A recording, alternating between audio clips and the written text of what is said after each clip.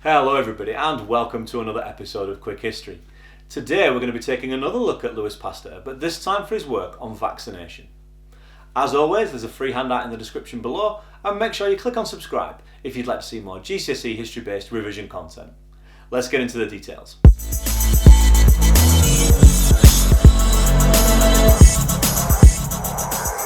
Louis Pasteur's work on vaccination came about as a result of his work with the farming industry, who were trying to deal with an epidemic of chicken cholera which was killing thousands of their birds.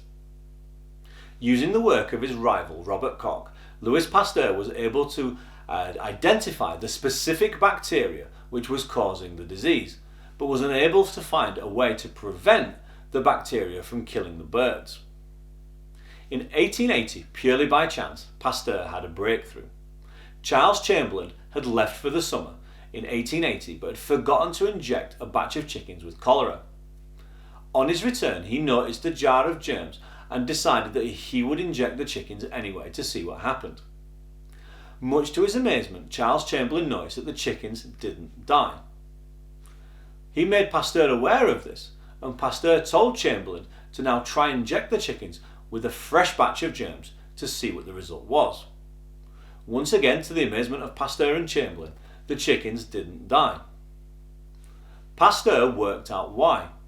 He realised that the weakened germs left over the summer had given the chickens immunity from the stronger ones given the second time round.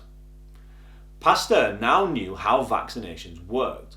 A weakened form of the disease could prevent animals and hopefully in the future humans from contracting disease. Unlike Jenner in 1797, Pasteur had understood how vaccination worked. Now he knew so, he began to test and try and find vaccines for both animal diseases such as anthrax and human diseases such as rabies.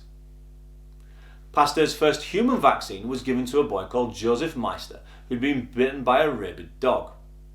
Pasteur gave the boy 13 injections over 2 weeks and the boy survived.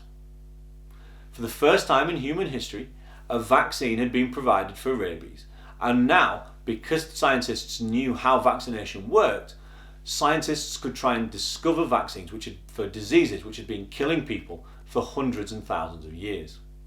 Within 35 years of Pasteur's discovery, there had been vaccinations for some of the most deadly diseases developed.